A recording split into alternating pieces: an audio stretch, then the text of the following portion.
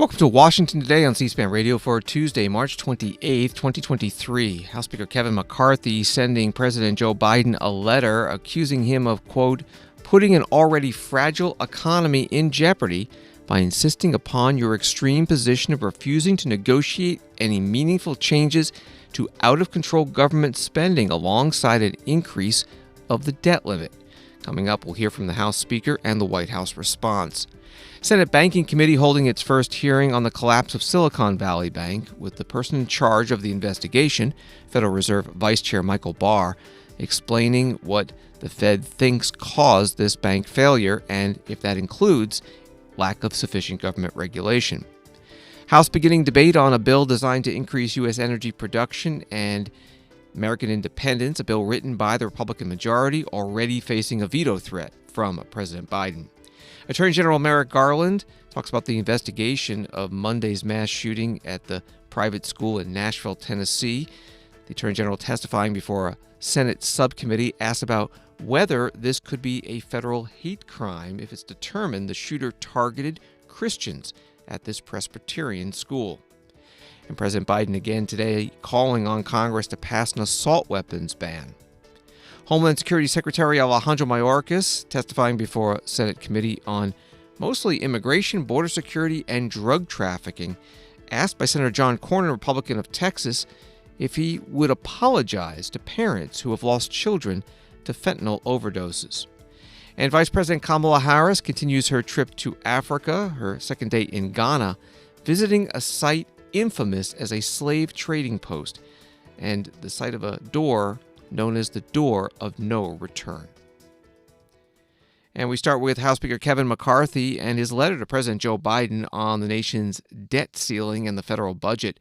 The Speaker writes in part, with each passing day, I am incredibly concerned that you are already putting an already fragile economy in jeopardy by insisting upon your extreme position of refusing to negotiate any meaningful changes to out-of-control government spending. Nearly 2 months ago, you and I sat down to discuss a path forward on the debt limit. Since that time, however, you and your team have been completely missing in action on any meaningful follow-up to this rapidly approaching deadline. More from the letter. Simply put, you are on the clock. It's time to drop the partisanship, roll up our sleeves, and find common ground on this urgent challenge. Please have your team reach out to mine by the end of this week to set a date for our next meeting. That from the letter that Speaker McCarthy, Republican from California, sent to the president. Speaker then talking with reporters about it this morning. Speaker McCarthy, will you stop and talk about your letter to the president, please? What's your message to President Biden this morning?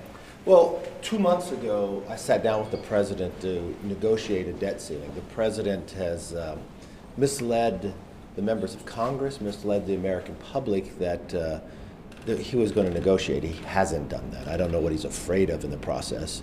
If he thinks you just have to raise the debt ceiling, there's not votes in the House to do that. There's not votes in the Senate to do that. If that's the case, Schumer-Sinders one of those. The other thing that we find is economically, we're in a worse situation because of his extreme spending that Democrats have done. Now we've got a banking crisis. I think the responsible thing to do is to get into the room. The Republicans have worked on a plan. We believe in limit, save, and grow. Limit our spending. Even Joe Manchin agrees with this, outlaying spending going forward. Save, you've got billions of dollars sitting there that's been dormant for years that haven't been spent. Pull those back. Saving the taxpayer a lot of money. Grow the economy with a lot of the plans that we have out there from energy and others. I think there's a way that we can get this done early, which would help the economy, instead of the brinkmanship the president is trying to play. When will we see your budget proposal? Well, the budget has nothing to do with the debt ceiling. So if you want to talk about budget, we could talk about budget. But if you're talking about the debt ceiling, I could pass the budget tomorrow, but that doesn't do anything to raise the debt ceiling. We have $4 trillion in savings for the president to sit down and negotiate with. The problem with the budget is the president was late, and we met more than a month before he ever produced his budget. So if you want to talk budget, we could do budget every day, but we're talking about debt ceiling. Let's get the debt ceiling done and stop playing games. Is your conference behind the $4 trillion that you want to propose to cut to President Biden? House Speaker Kevin McCarthy speaking with reporters this morning. The White House Press Secretary Karine Jean-Pierre putting out a written statement. Congress has a constitutional obligation to address the debt limit, as they did 3 times in the previous administration without conditions. Business leaders and economists have warned that the threat of a default risks the livelihoods of American small businesses, retirees, and working families, and would hand a massive win to China. And recent events underscore the need for Congress to address the debt limit as soon as possible. It's time for Republicans to stop playing games, pass a clean debt ceiling, and quit threatening our economic recovery. The second paragraph from the White House press secretary begins, the president welcomes a separate conversation about our nation's fiscal future, and it goes on to say that House Speaker Kevin McCarthy and the House Republicans have not put out their own budget plan. Reporters flying with the president on Air Force One asking the White House principal deputy press secretary Olivia Dalton about what happens next. Saw Corinne's statement, of course, in response to Speaker McCarthy, but the sort of unanswered question is the Speaker asked for talks with the president, and will the White House hold talks between the president and Speaker McCarthy is it conditioned on them producing their budget, or are you willing to have those talks in absence of a Republican budget? Well, I guess, we've seen the letter, but where's the budget? The president released his budget 3 weeks ago. He released a budget that reduces the deficit by $3 trillion over the next 10 years, invests in America, reduces costs for hardworking American families.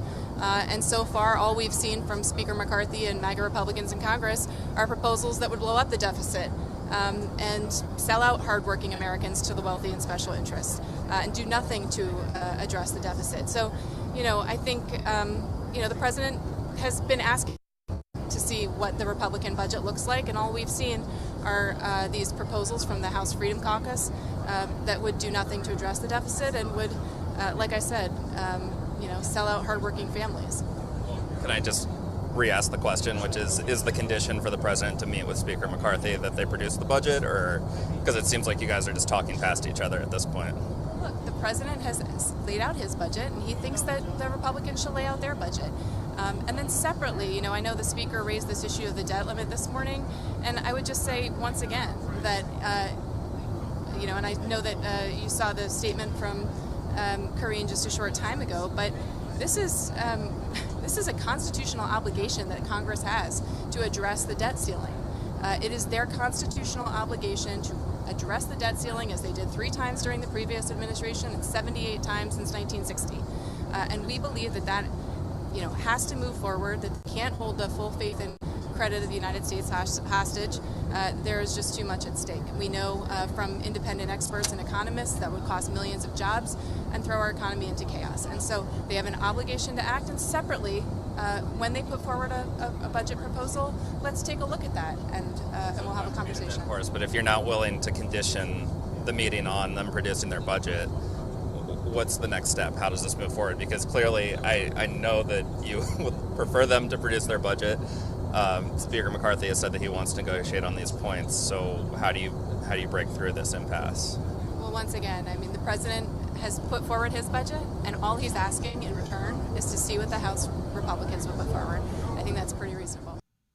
Olivia Dalton is the White House principal deputy press secretary speaking with reporters on Air Force One. ABC News has this. For now, the Treasury Department has resorted to extraordinary measures to avoid default on the nation's $31.4 trillion borrowing authority, but those measures will run out and put the U.S. at risk of being unable to pay all of its bills, possibly as early as June.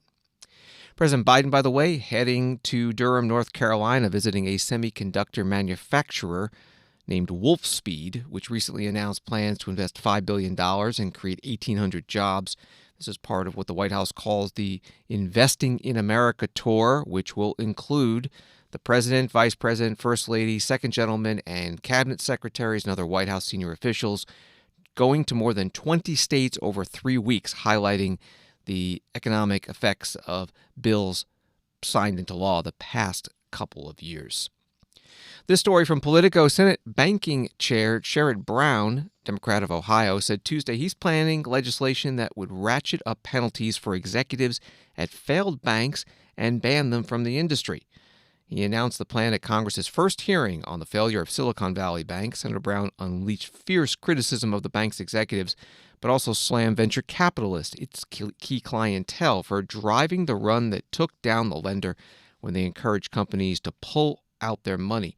Some of those investors later demanded the government rescue SVB. That from Politico. C-SPAN covered this hearing. One of the witnesses, Michael Barr, Federal Reserve Vice Chair for Supervision, who is now overseeing an investigation into the collapse of Silicon Valley Bank. Senator Brown asking whether the Fed missed any warning signs. In 2019, by votes of 4-1 and 5-1, now chair of the NEC, Leo Brainerd, the only dissenter in every one of those votes, the Fed rolled back stronger rules and was responsible for supervising Silicon Bank. Mr. Vice Chair Barr, did the Fed drop the ball because it didn't see the risk that was building? Thank you, Chairman Brown, for that question. Fundamentally, the bank failed because its management failed to appropriately address clear interest rate risk and clear liquidity risk. That interest rate risk and liquidity risk was highlighted by the supervisors of the firm beginning in November of 2021. The board and the Federal Reserve Bank brought forward these problems to the bank, and they failed to address them in a timely way. That exposure led the firm to be highly vulnerable to a shock, and that shock came on the evening of Wednesday, March 8th, when it very belatedly attempted to adjust its liquidity position and reported losses on its available-for-sale securities. The market reaction to that was quite negative, and that eventually on Thursday sparked a depositor run. Michael Barr, Federal Reserve Vice Chair for Supervision, questioned by Senator Sherrod Brown, Democrat from Ohio, Chair of the Banking, Housing, and Urban Affairs Committee at today's hearing. SVB had just over $200 billion in assets when it failed. At the time, it was the 16th largest bank in the U.S., but not large enough to meet the $250 billion threshold for the enhanced regulation under the 2018 law, which increased the minimum from $100 billion. Senator John Kennedy, Republican from Louisiana, asking the Fed Vice Chair Michael Barr whether that additional oversight would have made a difference in preventing the failure of SVB. If you had stress tested Silicon Valley Bank in 2022, it wouldn't have made any difference, would it? I don't know the answer to that question. Well, you didn't test for Silicon Valley Bank's problem. I've read your report. You stress tested these 34 banks for falling GDP, spike in unemployment, and defaults in commercial real estate. Isn't that correct?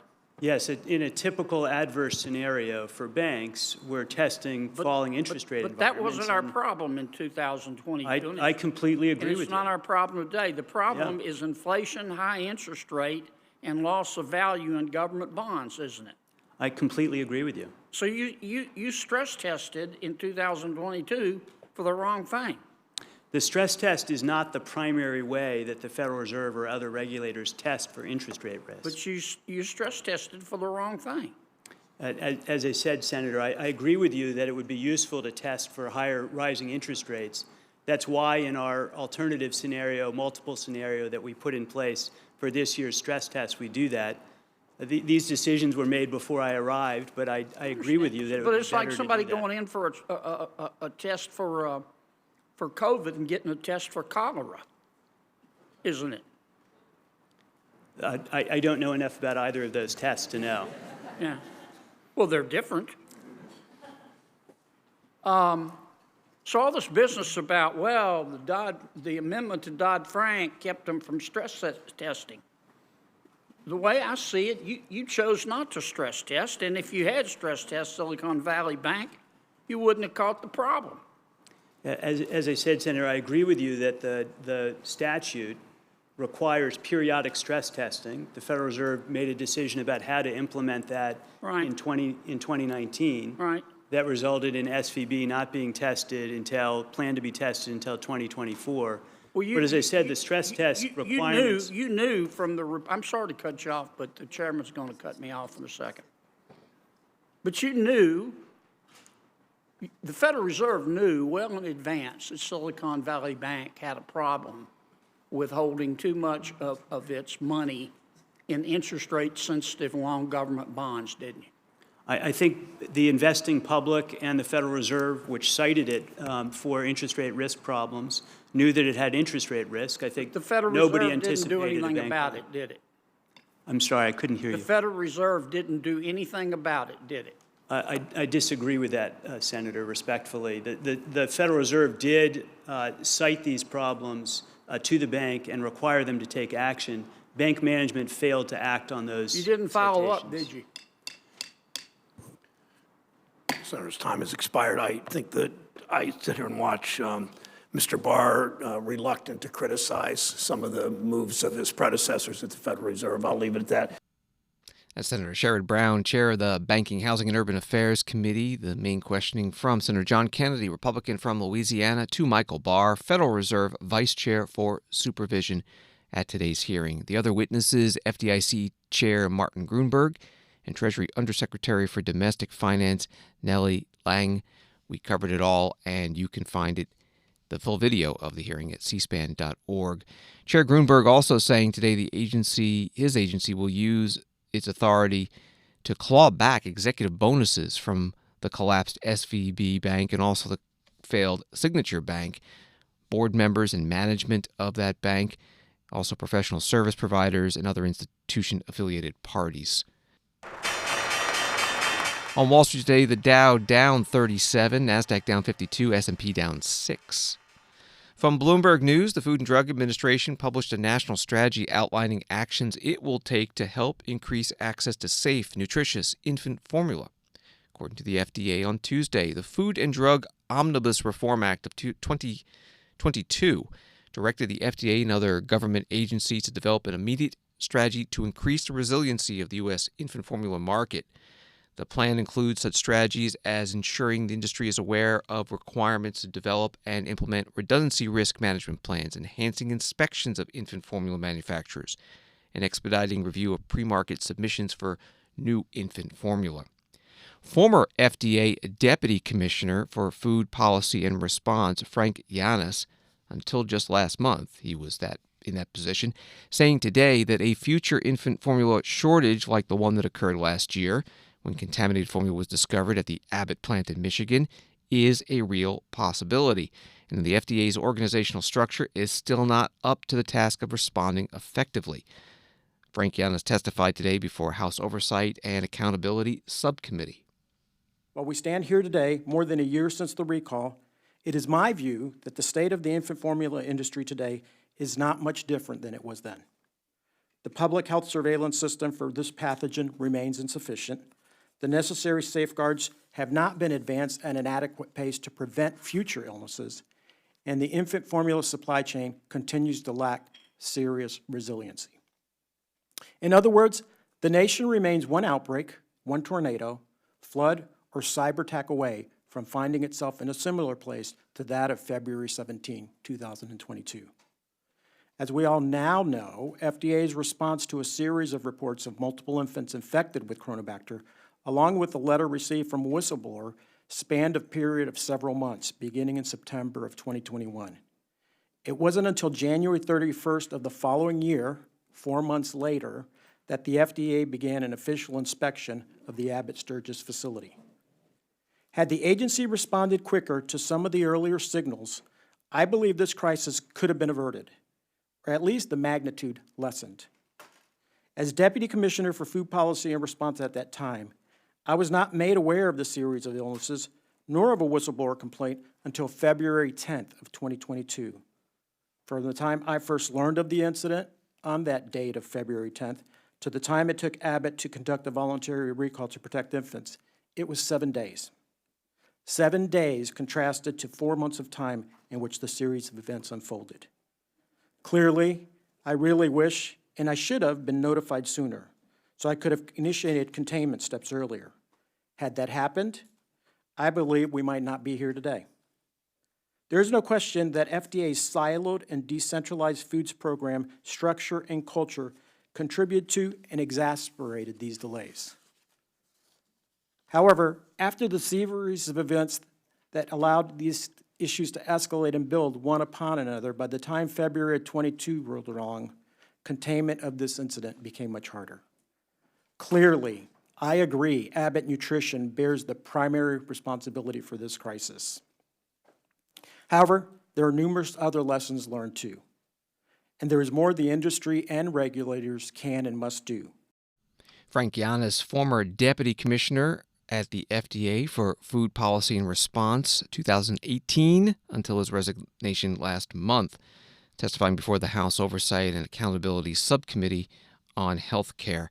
The chair is Congresswoman Lisa McClain, Republican from Michigan. She today criticized the FDA for its response to that 2022 formula shortage, saying the FDA is responsible for 78% of the U.S. food supply, but the FDA is not prioritizing food safety. Ranking Democrat Katie Porter of California responding, this is partially an FDA problem, but it's also partially a big business problem. Abbott is one of 3 companies that control 90% of the formula market. U.S. House today beginning work on an energy package. It's assigned to Bill number 1, H.R. 1, Republican majority's top priority. And it would encourage more fossil fuel production, speed up permitting for infrastructure projects, and also repeal part of the Inflation Reduction Act from last year, the part that deals with climate change and clean energy. President Biden has already threatened to veto the bill if it passes the House and Senate. Opening debate today, here's Congressman Bruce Westerman, Republican from Arkansas, chair of the Natural Resources Committee. H.R. 1 is designed to solve our energy crisis. House Republicans are ready to show the world that American energy, not Saudi Arabian, not Venezuelan, not Chinese or Russian energy, American energy is our future. American mining, American innovation, American processing and refining, American manufacturing, and American infrastructure will lead us out of this energy crisis. H.R. 1 outlines this through a variety of measures. First, it rolls back the Biden administration's oil and gas leasing moratoriums, giving producers certainty to produce resources safely and responsibly right here at home. Next, given the importance of minerals to our national security, clean energy technology, and a host of everyday uses, H.R. 1 shores up domestic supply chains for commodities like copper, lithium, and cobalt, and allows us to make our energy infrastructure where it should be made, right here at home in the United States. Every ounce we produce here is an ounce less we and our allies are forced to purchase from Chinese-controlled mines with deplorable labor and environmental standards. And of course, none of this is possible without modernizing the federal regulations that delay the projects we desperately need. Congressman Bruce Westerman, Republican from Arkansas, chair of the Natural Resources Committee, today on the House floor. Opposing the bill, the committee's ranking Democrat Raul Grijalva of Arizona. H.R. 1, the bill before us today, which has earned the fitting title of Polluters Over People Act, will actively and aggressively take us backwards on both those accounts. Looking more like a nearly 200-page love letter to polluting industries than a serious legislative effort, the Polluters Over People Act is a laundry list of gifts and giveaways to polluting industry. Let's look at what it does for big oil. For example, last year, oil companies shattered profit records across the board by price gouging working Americans at the pump, while also hoarding thousands of unused leases on our public lands and waters.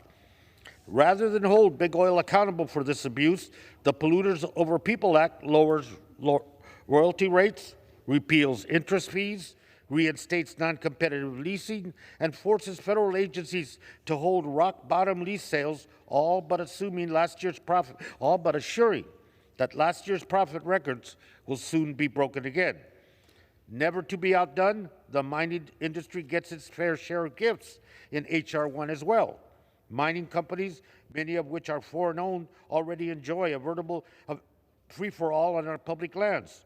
They make a mockery of tribal consultation, destroy sacred and special places, ruin the landscape, and leave behind a toxic mess that pollutes our water and hurts our health, all without paying a cent to the American people. Not one red cent is paid in royalties.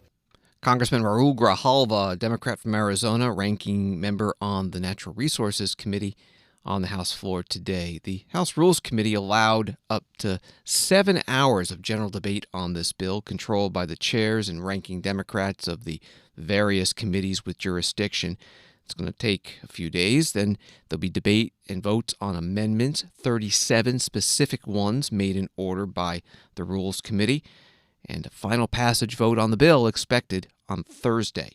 Follow the House live on C-SPAN television, streamed at cspan.org, and on our free mobile app, C-SPAN Now. Washington Today continues in a moment. Live Wednesday on C-SPAN Radio at 10 a.m. Eastern, former Starbucks CEO Howard Schultz testifies on the coffee chain's reaction to union organizing efforts and labor practices.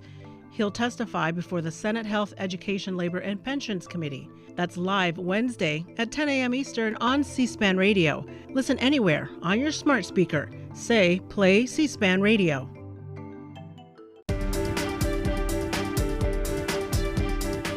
Welcome back to Washington Today, available as a podcast, wherever you get your podcasts, and on the free C-SPAN Now mobile app. A few more headlines. A federal judge ordering former Vice President Mike Pence to comply with a grand jury subpoena issued as part of the special counsel investigation of former President Donald Trump's efforts to overturn the 2020 election. This from several news outlets reporting, citing anonymous sources. Mike Pence has said he would challenge the special counsel Jack Smith's subpoena, arguing that the vice president's role as president of the Senate gives him the constitutional protection against testifying about certain legislative activities. And the U.S. Senate continuing work on a bill that would repeal the Iraq War authorizations of the use of military force, or AUMFs, the two of them from 1991 and 2002.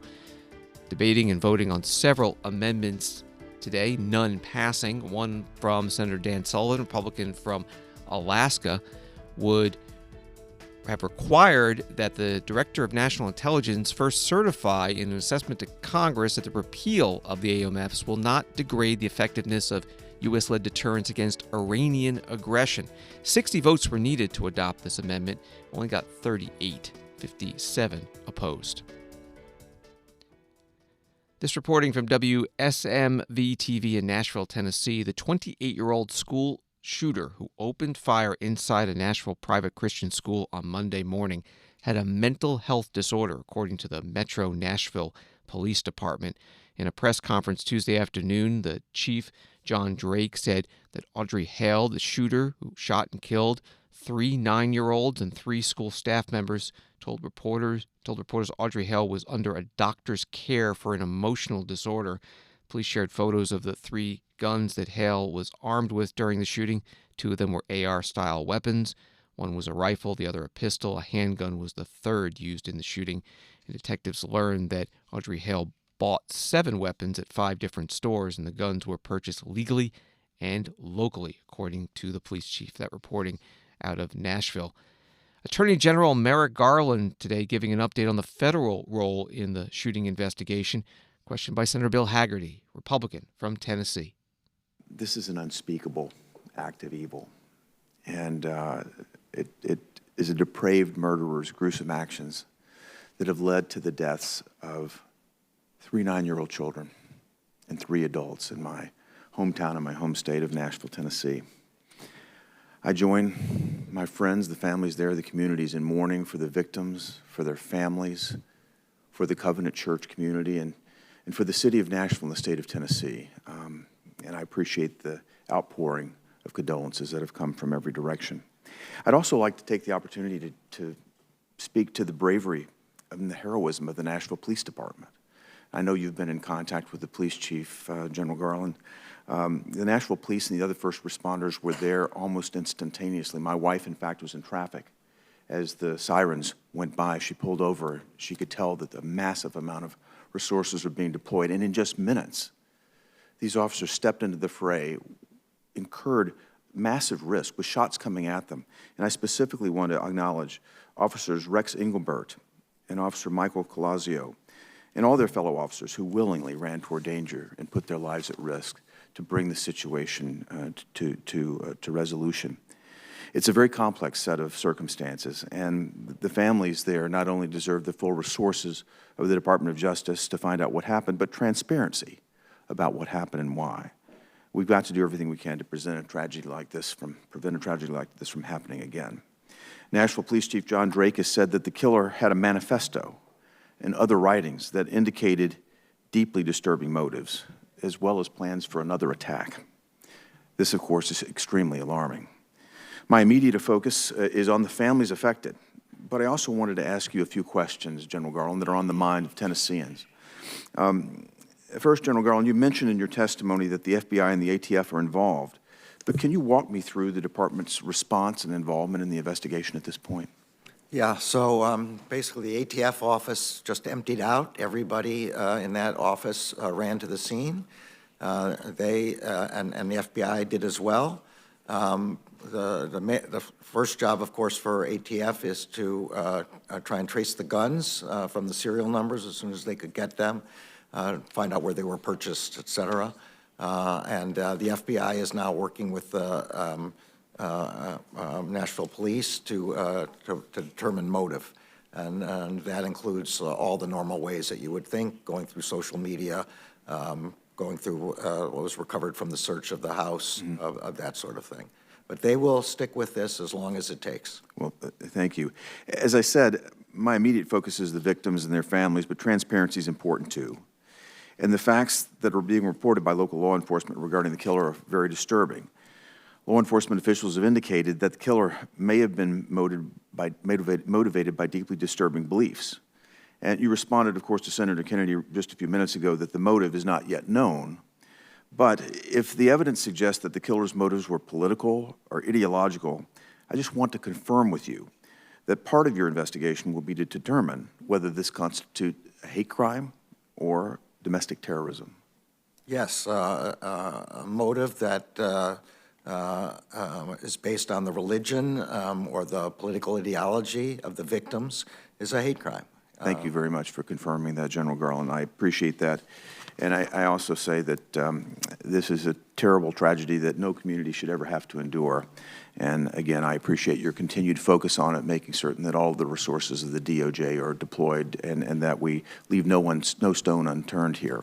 And thank you for keeping me up to date on the... You have our promise on that. Thank you very much, General. Senator Bill Hagerty, Republican from Tennessee, questioning U.S. Attorney General Merrick Garland at today's Senate Appropriations Subcommittee hearing. Senator Josh Hawley, Republican from Missouri, is also asking the Justice Department and Homeland Security Department to investigate the Nashville shooting as a hate crime. He said on the Senate floor today, this murderous rampage, this taking of innocent life was a horrific crime, but more specifically, it was a hate crime, a crime that, according to Nashville police, specifically targeted, that's their word, targeted the members of this Christian community, the members of this religious institution. Tennessee's other U.S. Senator Marsha Blackburn, also a Republican, taking the opportunity at another hearing today it wasn't on this subject, but to comment on the mass shooting in her state and legislation she would like to see Congress pass.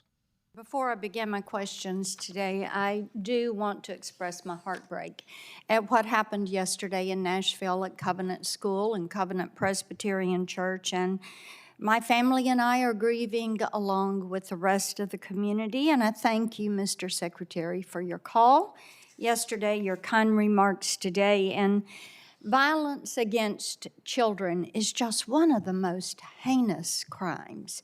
And the families there at Covenant Pres and Covenant School, I just grieve for what they're going through. We have to work to protect children at school, and that means increasing security. And I have had legislation that would allow for training and hiring of veterans and former law enforcement officials to serve as school safety officers and to help protect our schools. It is time for us to pass that and to help keep our children safe. Senator Marsha Blackburn, Republican from Tennessee, at a hearing on a different subject. It was with the Homeland Security, Alejandro Mayorkas, Senate Judiciary Committee. President Biden today again calling on Congress to pass additional gun control measures. He says it'll prevent future mass shootings. The president spoke during his visit to North Carolina. We know the names of the victims. We've seen the initial footage of the attack. 3 children dead, all just 9 years old, including the daughter of the pastor. 3 members of the staff, school custodian, substitute teacher, and the head of school. I spoke with one of the, actually it was the governor's wife, the governor. He was telling me his wife was about to have dinner that night with her. There's still more to learn about what happened, but there's plenty we do know. We know that this family's worst nightmare, the family's worst nightmare has occurred. I've lost a child not to that. I've lost a child to an accident and to cancer. But I tell you, there's nothing like losing a child, particularly the more senseless it is, the more devastating the impact on you. It's absolutely heartbreaking, and it's senseless. You know, those children should all be with us still. By the way, have a seat if you have one. They should still be with us. As a nation, this is not hyperbole, as a nation we owe these families more than our prayers. We owe them action. You know, we have to do more to stop this gun violence, ripping communities apart, ripping apart the soul of this nation. To protect our children so they learn how to read and write instead of duck and cover in the classroom. You know, we need to act. These are weapons of war. I'm a Second Amendment guy. I have 2 shotguns. My sons have shotguns. You know, but our states, you know, everybody thinks somehow the Second Amendment is absolute. You're not allowed to go out and own an automatic weapon. You're not allowed to own a machine gun. You're not allowed to own a flamethrower. You're not allowed to own so many other things. Why in God's name do we allow these weapons of war on our streets and at our schools? According to law enforcement, the shooter of this horror had 2 assault weapons and a pistol. And what in God's name are we doing? These guns are the number, this is hard to believe. I never thought when I started my public life that guns would be the #1 killer of children in America. Guns, #1. It's sick. And overwhelmingly a majority of gun owners agree. We have to do something. Not just everybody, the gun owners agree. There's a moral price to pay for inaction. Last year, we came together to pass the most significant gun safety legislation in 30 years. It was bipartisan. We got it done. And don't tell me we can't do more together. So I again call on Congress to pass the assault weapons ban. Pass it. It should not be a partisan issue. It's a common sense issue. We have to act now. And people say, why do I keep saying this if it's not happening? Because I want you to know who isn't doing it, who isn't helping, to put pressure on them. You know, I know you see on television, it's not just merely the weapon in terms of that it's semi-automatic in effect, but the velocity with which it comes out of that muzzle, what it does when it hits the body. Most bullets would go just straight through and out, leaving little, but it blows up once it's inside your body. What in God's name does anyone need that for in America? President Biden today in Durham, North Carolina, at the start of his remarks on the economy. He was visiting a factory that makes semiconductors. The House Judiciary Committee postponed a scheduled markup today on a resolution to overturn a rule from ATF, the Bureau of Alcohol, Tobacco, Firearms, and Explosives, concerning pistol braces. The committee chair, Jim Jordan, Republican from Ohio, told The Hill Monday night Democrats were going to turn this tragic event into a political thing, referring to the mass shooting at the school in Nashville. Today, the House Majority Leader Steve Scalise, Republican from Louisiana, asked by a reporter what legislation, if any, Congress should be taking up in response to this school shooting. Mr. Leader, there was another terrible school shooting yesterday. We've had this conversation before. You've obviously been a part of this conversation as someone who's experienced it yourself, but is there anything Congress should be doing, anything the Republican conference should be doing about people that are dying from violent gun violence? Yeah, the first thing in any kind of tragedy I do is, as I pray for the victims, pray for their families. I really get angry when I see people trying to politicize it for their own personal agenda, especially when we don't even know the facts. There are facts coming out. It looks like the shooter originally went to another school that had much stronger security, and ultimately went to this school. Let's get the facts, and let's work to see if there's something that we can do to help secure schools. We've talked about things that we can do, and it just seems like on the other side, all they want to do is take guns away from law-abiding citizens. Before they even know the facts, the first thing they talk about is taking guns away from law-abiding citizens. And that's not the answer, by the way. So why don't we, number one, keep those families in our prayers and see if there were things that were missed along the way. We've talked about the need to improve mental health in this country, and that's been a driver of a lot of these shootings as well. Congressman Steve Scalise, Republican from Louisiana, the House Majority Leader, at a news conference today after the regular Tuesday morning meeting of House Republicans. From Associated Press, out of Mexico City, migrants fearing deportation set mattresses ablaze at an immigration detention center in northern Mexico, starting a fire that left 39 dead, the president said Tuesday, following one of the deadliest incidents ever at an immigration lockup in the country. President Andres Manuel Lopez Obrador said they never imagined that this would cause this terrible misfortune. Here in Washington, the Homeland Security Secretary Alejandro Mayorkas is testifying mostly about immigration, the U.S.-Mexico border and security there, and also drug trafficking before the Senate Judiciary Committee. Senator John Cornyn, Republican from Texas, asking if he would apologize to the parents of young Americans killed by imported fentanyl. Last month, I went to Hayes Consolidated Independent School District in Kyle, Texas, and I met with Shannon and Darren McConville and Brandon Dunn and Janelle Rodriguez. The McConvilles lost their 17-year-old son, Kevin, to fentanyl poisoning. He had pizza for dinner and then came back down looking for a second helping, and none was left, his mom said. So she offered to make him a tuna fish sandwich, and instead he went upstairs and went to bed. And when they went to his bedroom the next morning to wake him up, he was dead because of fentanyl poisoning. Brandon Dunn and Janelle Rodriguez's 15-year-old son, Noah, who loved sports, they called him a genuine, kind, and a jokester. He began, his mental condition began to deteriorate during COVID-19, and unfortunately it had some experience with illicit drugs, but while spending the night at a friend's house during the first weekend of the school year, Noah took a pill laced with fentanyl and died of fentanyl poisoning. Mr. Secretary, would you like to take the opportunity here today to apologize to these parents who lost their children because of fentanyl poisoning because of the policies of your department and the Biden administration? Would you like to apologize to them? Senator, my heart is with the family of every victim of a drug overdose death.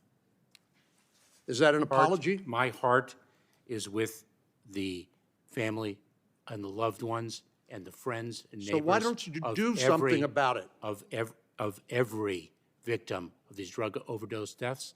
Attorney General Garland said this is part of a comprehensive strategy by the cartels to flood these drugs into the United States by overwhelming Border Patrol.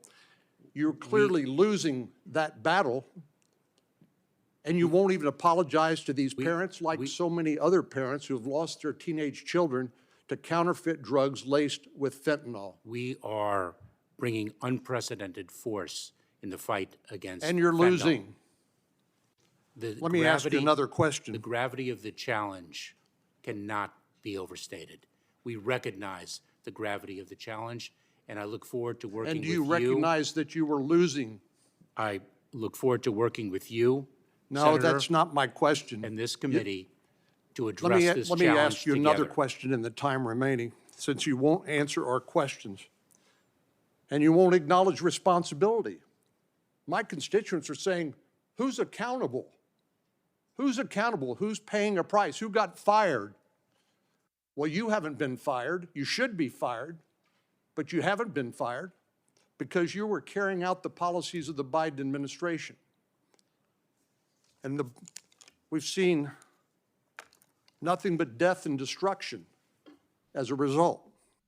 Senator John Cornyn, Republican from Texas, questioning Homeland Security Secretary Alejandro Mayorkas at today's Judiciary Committee hearing, most of the questions dealing with immigration and drug trafficking. The Hill newspaper reports that Senate Democrats on Tuesday made their most forceful push yet against narratives linking immigration and the fentanyl crisis, slamming Republicans for their attempts to entangle the two issues. Data shows the vast majority of fentanyl enters the U.S. through the cars of American citizens, a fact highlighted repeatedly by Democrats as Republican lawmakers increasingly cast blame at Mexico in the fight against fentanyl. You can find this full hearing at our video library at cspan.org. An update on the war in Ukraine. The Biden administration today telling Russia that it will not exchange data on its nuclear forces in response to Russia's decision last month to suspend participation in the New START nuclear arms treaty. The spokesperson for the National Security Council, John Kirby, telling reporters under international law, the United States has the right to respond to Russia's breaches of the New START treaty by taking proportionate and reversible countermeasures in order to induce Russia to return to compliance with its obligations. This issue also coming up during the State Department briefing with spokesperson Vedant Patel. What exactly did you guys inform the Russians about information sharing under New START the other day? So, Matt, under the New START treaty, the U.S. and Russia, as you know, are obligated to exchange comprehensive databases twice a year. We offered to continue reciprocal implementation of this obligation. Unfortunately, Russia informed the U.S. that it will not engage in this data exchange due to its purported suspension of this treaty. As we've said before, the suspension was legally invalid. Russia's failure to exchange this data will therefore be a violation of the treaty, adding on to its existing violations of the New START treaty. And as a result, lawful countermeasures intended to encourage Russia to return to compliance with the treaty, and the U.S. will likewise not provide its biannual data update to Russia. Okay, and what's the practical impact of this? Well, Matt, as you know, New START is an important treaty as it relates to arms control and maintaining strategic stability. This is something that the Secretary, the President, and others have spoken to about the importance of this treaty. And Russia's decision to not exchange in this, take part in this data exchange is another example of the dangerous and reckless actions it's taking as it relates to its responsibilities to New START. What's the practical impact? What do you mean, Matt? What does it mean? The important piece, as you know, about New START is all right, let me make it maybe a little bit easier. What does it mean that neither side is going to exchange this data that they used to exchange on a twice-a-year basis? Matt, the important piece about New START is there is a verifiable aspect to this, which we have continued to offer reciprocal implementation of this obligation. Vedant Patel is the State Department spokesperson, questioned by Matt Lee, reporter for Associated Press at today's State Department briefing. New START is the last remaining arms control treaty between the United States and Russia. U.S. Ambassador at Large for Global Criminal Justice, Beth Van Schaak, announcing this week that the U.S. now supports the creation of a special tribunal to prosecute the crime of aggression. CNN reports it's a significant development in the push to hold top Kremlin officials accountable for the war in Ukraine. Vice President Kamala Harris continuing her trip to Africa today, a second day in Ghana, going to Cape Coast Castle, built in the 1600s and a former center of the slave trade, the place of the so-called Door of No Return. Vice President Harris is the first African-American U.S. Vice President. She spoke about the emotional impact of the visit. The horror of what happened here must always be remembered. It cannot be denied. It must be taught. History must be learned.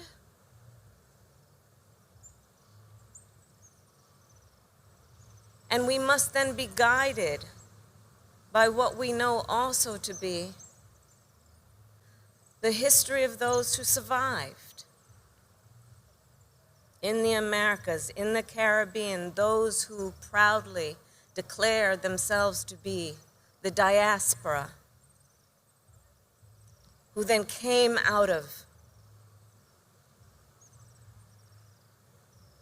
in often many situations, odds that were designed to break them, to demoralize them, to create systems and situations that were to make them feel like less than humans, less than full human beings.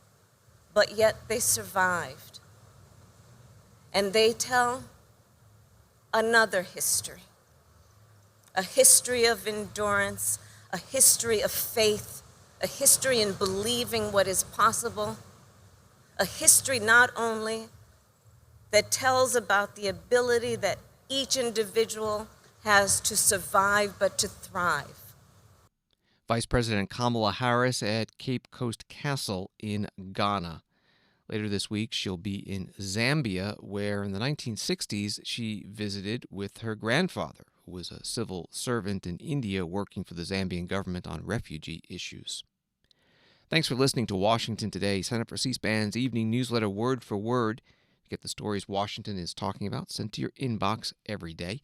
Subscribe at c-span.org/connect. Have a good night.